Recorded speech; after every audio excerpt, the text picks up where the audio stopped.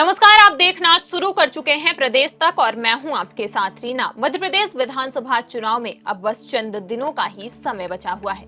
ऐसे में अब दोनों प्रमुख पार्टियां बीजेपी और कांग्रेस चुनाव में अपनी जीत के लिए पूरी तरह से चुनावी रण में उतर चुकी हैं। दोनों ही पार्टियों में लगातार हो रही जुबानी हमले बढ़ते जा रहे हैं।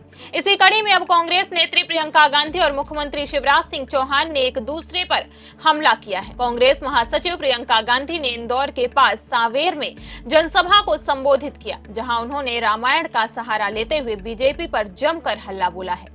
प्रियंका ने रामायण के संस्मरण को याद करते हुए कहा कि जब अत्याचार और कुनीति का राज होता है तो हमें उसके खिलाफ लड़ना चाहिए। जिस तरीके से अहिरावण ने भगवान राम और लक्ष्मण के साथ छल किया था, उसी तरह आपकी बनाई गई 2018 में पूर्ण बहुमत की कांग्रेस सरकार को बीजेपी ने गिराने का काम किया और जनता से छल किया। प्रियंका कहती हैं कि कुछ बहरूपियों ने छल कपट करके 2018 की आपकी कांग्रेस सरकार का अपहरण किया। आपकी चुनी हुई सरकार चोरी की और उसे भ्रष्टाचार लोक में ले गए। अब जनता को हनुमान बनकर उसी कमलनाथ सरकार को वापस लाने का काम करना है। कि 2018 में आपने एक सरकार चुनी। लोकतंत्र है इस देश में।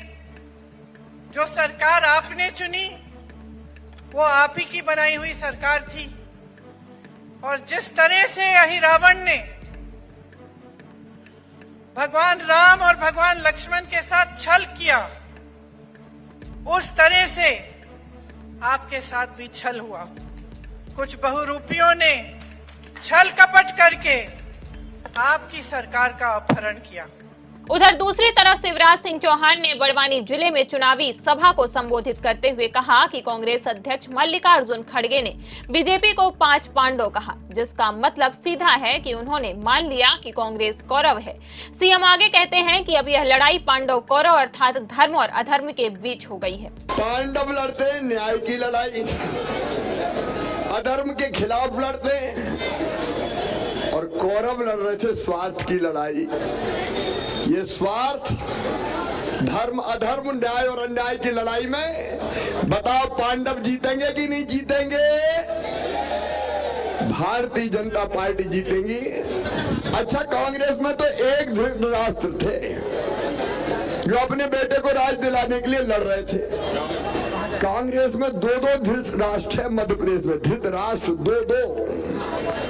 एक कमलनाथ जी है और एक दिग्विजय सिंह जी है। शिवराज ने यह भी कहा कि महाभारत में तो एक ही धृतराष्ट्र था, लेकिन कांग्रेस में 2 धृतराष्ट्र हैं।